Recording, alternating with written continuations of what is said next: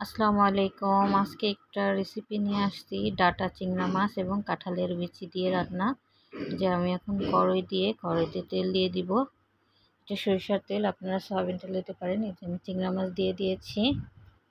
আর একটু পেঁয়াজ দিয়ে দিব, দিয়ে একটা সুন্দর করে লাল করে নিব একটু।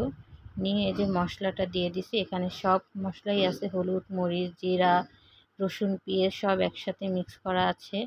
আজকে একসাথে বেটে নিয়েছিলাম। দিয়ে একটু হালকা পানি দিয়ে ভালো করে নাড়িয়ে চাড়িয়ে কষিয়ে নিব। যতক্ষণ তেল না ছাড়বে ততক্ষণ আমি এটাকে কষিয়ে নিব ভালো করে। যে 1 চামচ লবণ দিয়ে দিব, লবণটা স্বাদ মতন। আমি হলুদ মরিচ আজকে একবারে দিয়ে দিয়েছি মশলার সঙ্গে। যে একটু ভাজা জিরা গুঁড়া দিয়ে দিব, ফ্লেভারটা ভালো আসে জিরা গুঁড়া দিলে। দিয়ে ভালো করে নাড়িয়ে চাড়িয়ে নিব। নিয়ে এই যে ডাটা, কাঁঠালের বিচি এবং আলু একসঙ্গে ভালো করে কষিয়ে নিব। এত অসাধারণ হয়েছিল খেতে, যা বলার মতন না। মানে ডাটাটা অনেক মিষ্টি ছিল, খুবই ভালো লেগেছে খেতে। আর যারা ডাটা খান তারা তো জানেন, ডাটা মিষ্টি হলে খুবই মজা হয় খেতে। আমি ডাটাটা ভালো করে কষিয়ে নিব।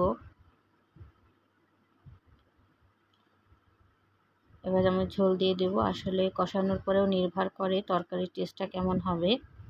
এই যে আমি ঝোল দিয়ে ভালো করে নাড়িয়ে চাড়িয়ে ঢেকে রান্না করব। যতক্ষণ সেদ্ধ না হয় ততক্ষণ আমি এটাকে রান্না করব। যে